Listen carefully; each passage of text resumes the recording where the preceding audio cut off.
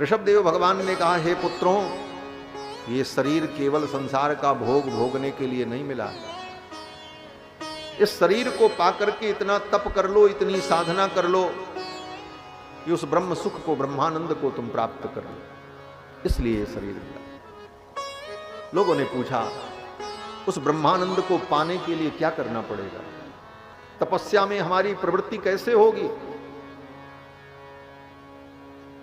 तो ऋषभदेव भगवान कहते हैं कि महत सेवाम द्वार माहुर विमुक्ति ही। एकदम फैक्ट सूत्र बता रहे हैं हमारा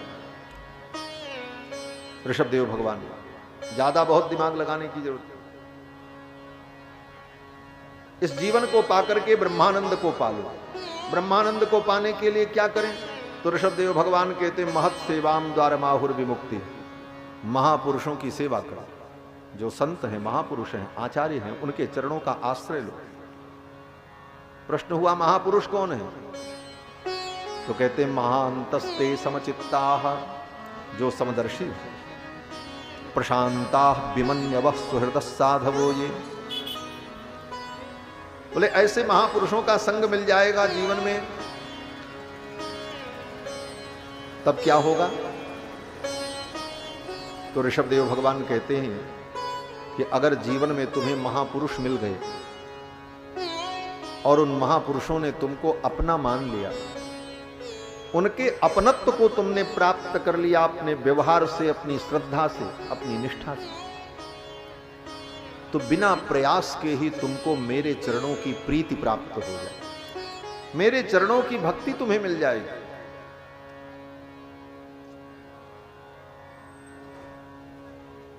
और जब मेरे चरणों की भक्ति मिल जाएगी, तुम्हारा कल्याण होगा। और मेरे चरणों की भक्ति नहीं मिली, बोले कुछ भी कर लो, तुम्हारा कल्याण होने वाला नहीं। प्रीतिर्न यावन मयि वासुदेवे न मुच्यते देह योगे न तावत।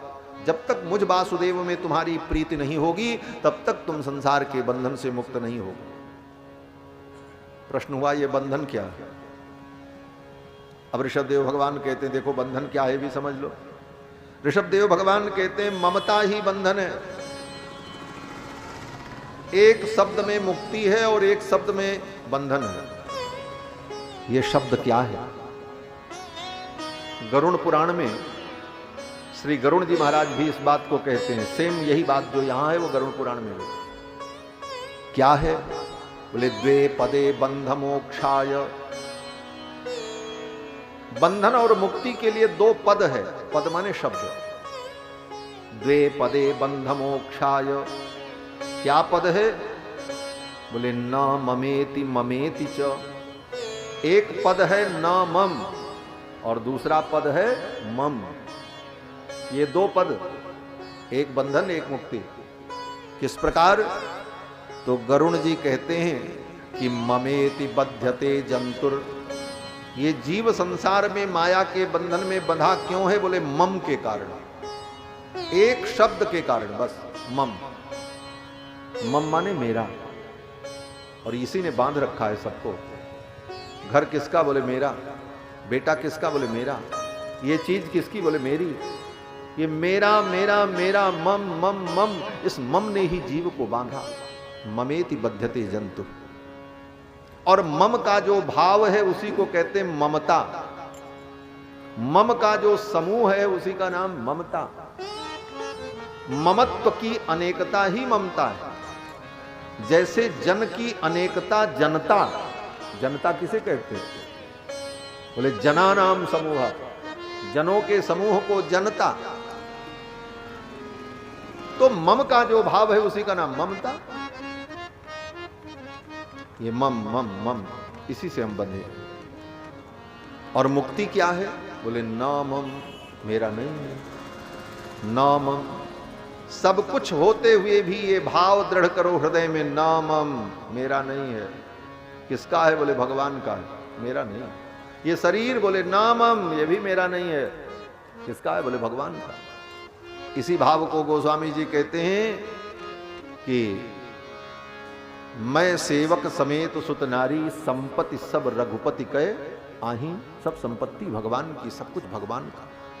ये शरीर भी मेरा नहीं है, ये नमम का भाव। इसीलिए मंत्र में आपने कभी देखा होगा, हमेशा आप लोग अनुभव करते हैं, कोई भी भगवान का मंत्र हो उसमें एक पद होता है नमः, बिना नमः पद के मंत्र नहीं होता।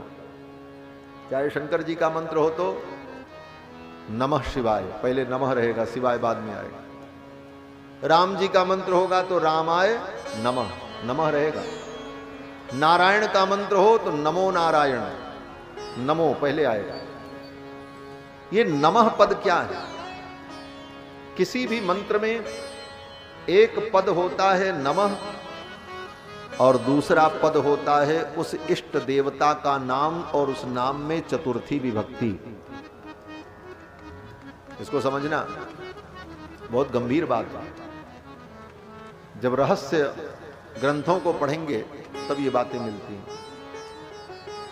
दो शब्द होता है, नमः और देवता का नाम और चतुर्थी विभक्ति। और कहा जाता है इसी मंत्र को जपो, रामाय नमः, रामाय नमः, शिवाय नमः, गणेशाय नमः, जो भी मंत्र। तो वहां पर चिंतन क्या करना? बोले नमः शब्द जो है उसका एक अर्थ तो नमस्कार है, नमः माने प्रणाम, लेकिन नमः का दूसरा एक अर्थ जो ग्रहण किया जाता है भक्ति के सिद्धांत में, न मह, मह माने मेरा, न मेरा नहीं है, नमः तब किसका है? बोले रामाय, चतुर्थी विभक्ति है। और चतुर्थी विभक्ति को क्या कहते हैं व्याकरण में? कर्ता, कर्म, करण और संप्रदान। चतुर्थी विभक्ति को क्या कहते हैं? संप्रदान।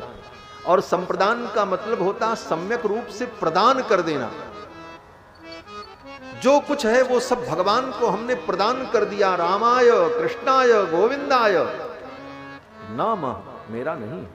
यह अनुसंधान होना चाहिए मंत्र का जप करते समय। रामाय नमः, खाली रामाय नमः, रामाय नमः जपो, ठीक है, भगवान का नाम है, कल्याण करेगा, लेकिन अर्थानुसंधान इसका क्या करना है? बोले राम जी का मंत्र जपो, रामाय नमः, तो ये अनुसंधान करो, मेरा कुछ नहीं है, नामः किसका है? बोले रामाय। गोविंदाय नमः, बोले मेरा कुछ नहीं है, सब गोविंद का है। यह बार बार जब अनुसंधान होता है तब नमम का भाव सिद्ध होता है, नामम मेरा नहीं। इसीलिए पूजा पाठ में भी जब कोई पूजा संपन्न होती है तो अंत में यही कहा जाता है, कृष्णाय इदम न मम, मेरा नहीं है।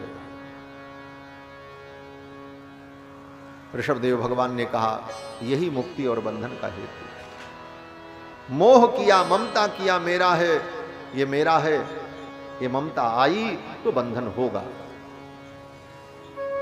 और ये ममता ही सारे दुख का मूल है, ये मोह ही सारे दुख का मूल है। मोह सकल व्याधिन कर मूल आते ही ते पुण्य उपजई बहुशोक। ऋषभदेव भगवान ने अपनी प्रजा को बड़ा सुंदर उपदेश किया। एक दिन ऋषभदेव भगवान इसी प्रकार भारत में भ्रमण करते हुए उत्तर से लेकर दक्षिण तक भ्रमण करते रहे, जंगलों में, पहाड़ों पर। एक दिन जंगल में आग लग गई, और जंगल में आग लगी तो उसी अग्नि में अपने शरीर को उन्होंने त्याग दिया, ऋषभदेव भगवान। अब यहां पर एक बड़ा गंभीर प्रसंग सुखदेव जी कहते हैं कि ऋषभदेव भगवान ने तो परमहंस धर्म का पालन किया, लेकिन आगे चल करके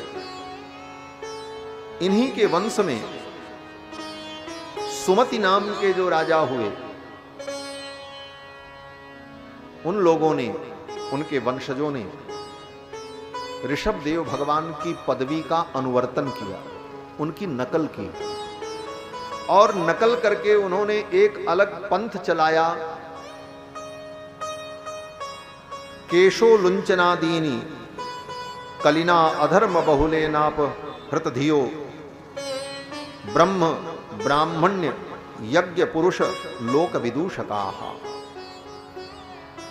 ऋषभदेव भगवान तो परमहंस, लेकिन उनके वंश में उत्पन्न होने वाले सुमति ने इसी को, इसके रहस्य को न समझकर एक अलग पंथ चलाने का प्रयास किया, जिस पंथ में केस लुंचनादि, ये जैन धर्म की ओर संकेत हो रहा है भागवत में। इसीलिए जैन धर्म के लोगों ने ऋषभदेव को अपना आदि पुरुष माना। वेद व्यास जी कहते हैं कि ये लोग क्या करेंगे, बोले कलयुग में कलिना अधर्म बहुलेन, कलयुग आने पर अधर्म की बहुलता होने पर उपहत धियो, जिनकी बुद्धि मारी गई, और परिणाम क्या हुआ, बोले ब्रह्म ब्राह्मण यज्ञ पुरुष विदूषकाः, ब्रह्म परमात्मा और ब्राह्मण और यज्ञ, इनकी निंदा करने वाले ये लोग हो जाएंगे और वैदिक मार्ग से विमुख होकर नास्तिक हो जाएंगे, अनीश्वरवादी हो जाएंगे। इसीलिए जैन सिद्धांत आज भी अनीश्वरवादी है। जैन धर्म ईश्वर को नहीं मानता, वो कहता है ईश्वर नाम की कोई चीज नहीं। आगे कथा आती है, इन्हीं के पुत्र महात्मा भरत हुए, जिनके नाम पर इस देश का नाम भारतवर्ष पड़ा। वो महात्मा जो भरत थे, उन्होंने भी अपने पिता के पद चिन्हों पर चलकर प्रजा का पालन किया और समय आने पर अपना राज्य छोड़कर जंगल में तप करने गए। और जंगल में एक हिरण के बच्चे को ला करके पाल लिया। कल कथा मैंने कही थी, इस बात की चर्चा हुई। उसकी मां मर गई थी, उस बच्चे का पालन पोषण किया। उस हिरण के बच्चे में मोह हो गया कि ये मेरा है। अपने पिता के उस उपदेश को भूल गए भरत जी। इनके पिता ने उपदेश किया था ममता ही बंधन है, और उस हिरण के बच्चे में ममता हो गई, ये मेरा है।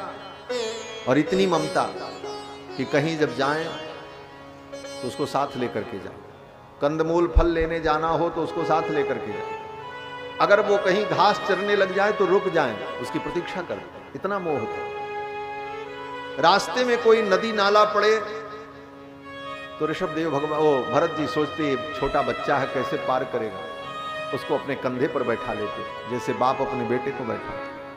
इतना मोह हो गया और उसका परिणाम, बोले वो हिरण एक दिन बड़ा हुआ, जंगल में कहीं चला गया, उसी को याद कर रहे थे, कहां गया कहां गया, क्या खाया होगा, कैसे होगा। मृत्यु आ गई, मृत्यु बता के नहीं आती। हिरण का स्मरण करते हुए मरे तो अगले जन्म में उनको हिरण बनना हो। इतने बड़े तपस्वी थे महात्मा भरत, और हिरण बनना हो। फिर हिरण की जोनी से उनको मुक्ति मिली तो पुनः मानव जीवन मिला। अंगिरा गोत्र के एक ब्राह्मण के कुल में उत्पन्न हुए और फिर बड़े सावधान रहे। फिर तो इनका नाम जड़ भरत हुआ, और जड़ भरत के रूप में जब ये मानव के रूप में प्रकट हुए तो बड़े ही सावधान, कहीं किसी से कुछ कहना नहीं, सुनना नहीं, जो मिल जाए खा लें, कहीं भी पड़े रहें, परमहंस, कहीं किसी में आसक्ति नहीं, अपने शरीर में भी आसक्ति नहीं। एक दिन भाई ने, परिवार के लोगों ने इनको निकाल दिया। घूमते हुए जा रहे थे, जंगल में कोई डाकू मिला। डाकू देवी की पूजा कर रहा था, किसी पुरुष की बलि चढ़ानी थी। डाकू ने पकड़ लिया और ले जाकर के मंदिर में खड़ा करके पूजा वूजा किया और फिर तलवार उठाई, बलि चढ़ाने चला। तब तक सामने जो देवी की प्रतिमा थी वो फट गई। सहसा उच्चाट भद्रकाली, भगवती भद्रकाली प्रकट हो गई और भद्रकाली ने उस डाकू को मार दिया। जड़ भरत जी भगवान का स्मरण करते हुए वहां से आगे चले। विचार करो,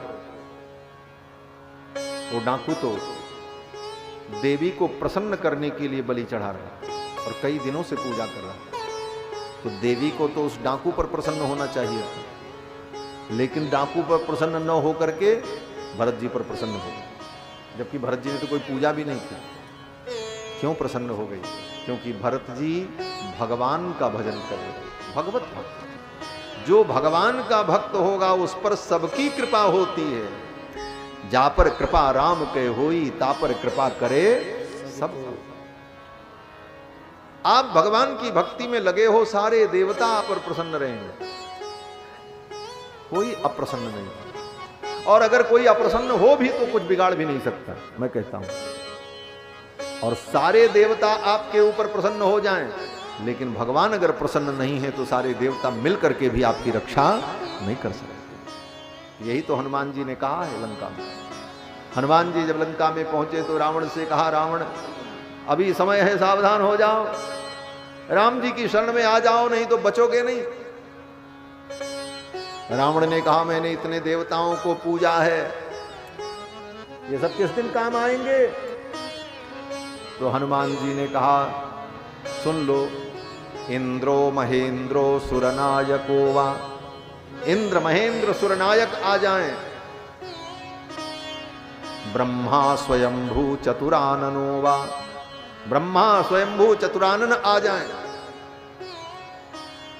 भगवान शंकर आ जाएं, शंभु पिनाकी त्रिपुरांतको वा, भगवान शंकर त्रिपुरांतक आ जाएं धनुष बाण लेकर, अपने पिनाक को लेकर के पिनाकी भगवान शंकर भी आ जाएं,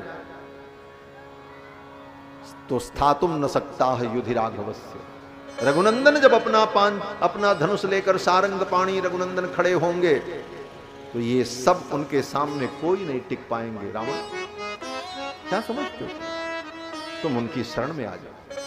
हनुमान जी ने, हमारे वेदांत देशिक स्वामी जी महाराज एक बड़ी अद्भुत बात कहते हैं। एक ही पंक्ति में शास्त्र का सार कह दिया। श्री वेदांत देशिक स्वामी जी महाराज वड़क्कलई परंपरा के महान आचार्य, भगवान नारायण के वैकुंठ का जो घंटा है उसके अवतार हैं, सजय तो भगवान विष्णु घंटा अवतार है। वो वेदांत देशिक स्वामी जी महाराज कहते हैं भगवान से प्रार्थना करते हुए कि त्वयि प्रवृत्ते मम किम प्रयासई, हे प्रभु अगर आप मेरी रक्षा करने के लिए प्रवृत्त हैं तो मुझे कोई प्रयास करने की जरूरत नहीं। त्वयि प्रवृत्ते मम किम प्रयासई, और फिर अगली लाइन में कहते हैं त्वयि अप्रवृत्ते मम किम प्रयासई, और अगर आप मेरी रक्षा करने में प्रवृत्त नहीं है तो मेरे प्रयास का क्या मूल्य? दोनों स्थिति में जीव के प्रयास का कोई मूल्य नहीं है। अगर भगवान आपकी रक्षा में प्रवृत्त हैं तो आपके प्रयास की कोई आवश्यकता नहीं, और अगर वो आपकी रक्षा में प्रवृत्त नहीं है तो आपका प्रयास दो कौड़ी का है, उसका कोई मतलब नहीं। त्वयि अप्रवृत्ते किम मम प्रयास। तो भरत जी तो भगवान के भक्त, इसलिए भगवती भी उनके ऊपर प्रसन्न हो। इसके बाद भरत जी वहां से चल पड़े। सिंधु सोबीर देश का राजा मिल गया इनको, पालकी ढुलवाया इनसे, बहुत डांटा। जब बहुत डांटा तो भरत जी महाराज बोल पड़े। ऐसे तो किसी को कुछ बोलते नहीं थे भरत जी, लेकिन आज बोल पड़े। इसलिए बोल पड़े कि भरत जी ने सोचा कि वो राजा वो डाकू मुझे मारना चाहता था, मैं कुछ बोला नहीं इसलिए देवी ने उसको मार दिया, और ये राजा भी मुझे गालियां दे रहा है, अपशब्द कह रहा है, डांट रहा है। अगर मैं कुछ नहीं बोलूंगा तो कहीं इसके ऊपर भी देवता का कोप न हो जाए, बेचारा मर न जाए। इसलिए दया के परवश होकर के भरत जी बोल पड़े, राजन तुम मुझे मोटा मोटा कह रहे हो, तुम मुझे ऐसा कह रहे हो, ये सब धर्म तो शरीर का है, आत्मा का नहीं है। राजा रघुगण आश्चर्यचकित हो गया। तब तक उसकी दृष्टि कंधे पर पड़े यज्ञोपवीत पर गई। राजा रघुगण ने कहा, कस्तम निगूढ़श्चरसित द्विजानाम बिभर्ष सूत्रम कथमोवधूतः। हे अवधूत, आप कौन हो? आपके कंधे पर यज्ञोपवीत, लगता है आप ब्राह्मण। फिर तो राजा ने बड़ी विनम्रता से पूछा। तो जड़ भरत जी ने राजा को तत्व का उपदेश किया है। ये सब कथा सुखदेव जी ने राजा परीक्षित को सुनाई। फिर आगे 7 द्वीप वाली इस पृथ्वी का वर्णन, उसमें जम्बूद्वीप के अनेक वर्षों का वर्णन, और इन्हीं वर्षों के वर्णन के क्रम में सुखदेव जी ने राजा परीक्षित को नरक का वर्णन करके सुनाया। 21 प्रकार के नरक का वर्णन करके सुनाया, कौन सा पाप करने पर कौन से नरक की प्राप्ति होती। राजा परीक्षित डर गए। पाप तो सबने किया, इस नरक से बचने का उपाय क्या है? तो सुखदेव जी ने कहा, राजन, केवल भगवान की भक्ति से जीव के जन्म जन्मांतर के पाप नष्ट हो जाते हैं। केचित केवलया भक्त्या वासुदेव परायणा अघम धुन्वंति कार्ष्णेन निहारमेव भास्कर। राजा परीक्षित ने कहा, केवल भगवान की भक्ति से जन्म जन्मांतर के पाप नष्ट हो जाएंगे? सुखदेव जी ने कहा हाँ। तो सुखदेव जी ने एक उदाहरण दिया, अजामिल की कथा सुनाई। वो कथा आपको मालूम है, अजामिल पापी था, जीवन भर अजामिल ने सारे पाप कर्म किए, ब्राह्मण था, लेकिन एक वेश्या के संसर्ग में आकर के पतित हो गया, सारे पाप कर्म करने लगे। लेकिन अपने बेटे का नाम उसने नारायण रखा। जब यमराज के दूत उसे लेने आए तो भयभीत होकर उसने अपने बेटे को पुकारा, नारायण बचाओ। इतना कहते ही भगवान के सेवक आ गए, यमराज के दूतों को डांट करके भगा दिया, अजामिल को बचा लिया। इस दृश्य को अजामिल ने बिस्तर पर पड़े पड़े देखा। अजामिल को सद्बुद्धि आ गई, मैंने अपने बेटे नारायण को बुलाया, भगवान के दूत आ गए, अगर मैं प्रेम से भगवान का नाम लेता तो भगवान की मेरे ऊपर कितनी कृपा हो। उसी दिन उसने अपने सारे पाप कर्म छोड़ दिए और जीवन में जो शेष समय बचा था, पूरा जीवन तो पाप ही किया था, जो शेष समय बचा था उस समय में उसने भगवान की भक्ति की, भजन किया। हरिद्वार में जाकर गंगा के तट पर उसने खूब भजन किया, खूब भगवान के नाम का जप किया और इसी जीवन में सारे पाप से मुक्त होकर के वो वैकुंठ का अधिकारी बना।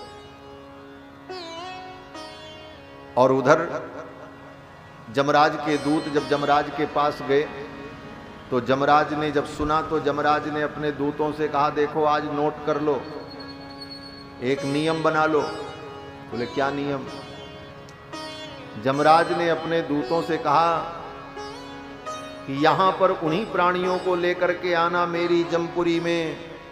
किन प्राणियों को? बोले जो भगवान का नाम न लेते हो, जो भगवान की कथा न सुनते हो, जो भगवान के चरणों में प्रणाम न करते हो, उनको पकड़ के ले आना। और जो भगवान की कथा सुनते हो, जो भगवान का नाम लेते हो, जो भगवान के चरणों में प्रणाम करते हो, उनको यहां कदापि मत लाना। यही जमराज ने कहा अपने दूतों से। जिह्वान वक्त्र भगवत गुण नाम ध्येयम चेतश्चन स्मरति तच्चरणारविंदम कृष्णाय नो नमति यच्छिर एकदापि तानानयध्वमसतो कृत विष्णु कृत्यान। जमराज ने यही कहा, उन प्राणियों को लाना जिसका सिर कभी गोविंद के चरणों में झुकता न हो, जिसकी जिह्वा कभी भगवान का नाम न लेती। उसकी जीभ कैसी है? बोले दादुर के समान हो, जिसकी जीभ कभी भगवान का नाम न ले। दादुर माने मेढक, जैसे मेढक टर टर करता ऐसे जीवन भर टर टर करो। जीव तो भगवान ने मेढक को भी दिया, लेकिन मानव की जिह्वा का फल तो यही है कि वह भगवान का नाम ले। और भगवान के नाम की बड़ी महिमा है। भाव से कुभाव से कैसे भी भगवान का नाम लो तो भगवान का नाम जीव का कल्याण करता है। भाई कुभाए अनक आलसऊ, भाई कुभाए अनक आलसऊ, नाम जपत मंगल दिसि दसऊ, नाम जपत मंगल दिसि दसऊ, भाई कुभाए अनक आलसऊ, भाई कुभाए अनक आलसऊ। भगवान का नाम कैसे भी लो, भाव से कुभाव से कैसे भी भगवान का नाम लो, कल्याण होगा। उल्टा भी लो तो कल्याण होगा। हाँ, दुनिया में कोई मंत्र उल्टा पढ़ो तो फल भी उल्टा हो जाता है। एक महात्मा कहते थे, कोई व्यक्ति था, उसकी पत्नी बीमार थी, पंडित जी के पास गया। बोले महाराज कोई उपाय बताओ, बहुत दवा की, पत्नी ठीक नहीं है। तो पंडित जी देवी के भक्त थे, दुर्गा सप्तशती का रोज पाठ करते। तो पंडित जी ने दुर्गा कवच जो है उस कवच का मंत्र बता दिया। बोले जाओ जाकर के इसका जप करो, भार्याम रक्षतु भैरवी, हे भैरवी तू मेरे भार्या की रक्षा कर। वो बेचारा सुन करके आया, लेकिन रास्ते में आते आते भूल गया, कंफ्यूज हो गया। आया तो मंत्र का जप क्या करने लगा, बोले भार्याम भक्षतु भैरवी, भार्याम भक्षतु भैरवी, भार्याम भक्षतु भैरवी। 9 दिन बीता, पत्नी का राम नाम सत्य हो गया। रोता चिल्लाता पहुंचा, बोले महाराज क्या आपने किया, क्या मंत्र बता दिया, बचने को कौन कहे, तो मर गई। पंडित जी ने कहा मंत्र तो मैंने ठीक बताया, गड़बड़ी तुमसे हुई होगी। क्या जपा तुमने? बोले महाराज हम तो यही जप रहे थे, भार्याम भक्षतु भैरवी, भार्याम भक्षतु भैरवी। पंडित जी ने कहा तो ठीक है, तो हुआ, भार्या का भक्षण कर लिया भैरवी ने, काम खत्म। बोले महाराज इसका अर्थ क्या होता? पंडित जी ने कहा भक्षतु का अर्थ होता भक्षण करना, और हमने तुमको रक्षतु बताया था, रक्षण करना। उन्होंने कहा बोले महाराज हम इतना पढ़े लिखे होते तो फिर काहे को ऐसा होता, लेकिन हमारी भावना शुद्ध थी, हमारी भावना तो ये थी मेरी पत्नी ठीक हो जाए। पंडित जी ने कहा भावना तुम्हारी ठीक थी, लेकिन मंत्र गलत था, इसलिए फल उल्टा हो गया। तो मंत्रों में तो भावना भले तुम्हारी सही हो, लेकिन मंत्र गलत होगा तो फल गलत। हाँ, एक स्वर भी बिगड़ जाए तो मंत्र का अनर्थ हो जाता। स्वरतो वर्णतो मिथ्या प्रयुक्तो न तमर्थमाह, सवाग वज्रो जजमानम हिनस्त, यथेंद्र शत्रु स्वरतो पर आधार। भागवत में कथा है, एक स्वर गड़बड़ हो जाए तो अर्थ का अनर्थ। लेकिन भगवान का नाम, बोले भगवान का नाम महामंत्र है। मंत्र और महामंत्र, मंत्र में तो कोई गड़बड़ी हो जाएगी तो उल्टा फल होगा, लेकिन महामंत्र, बोले महामंत्र पूरा उल्टा हो जाए लेकिन फल जो है वो सही ही होगा, चिंता की कोई बात नहीं। भगवान का नाम क्या है? बोले महामंत्र। महामंत्र जो ही जपत महेशु काशी मुकुति हेतु उपदेश। और भगवान का नाम अगर उल्टा भी जपो तो कल्याण हो जाए। सीधा की कौन कर? वाल्मीकि जी ने उल्टा ही तो जपा, राम के जगह पे क्या जपा? मरा। उल्टा नाम जपत जग जाना, वाल्मीकि भय ब्रह्म समान।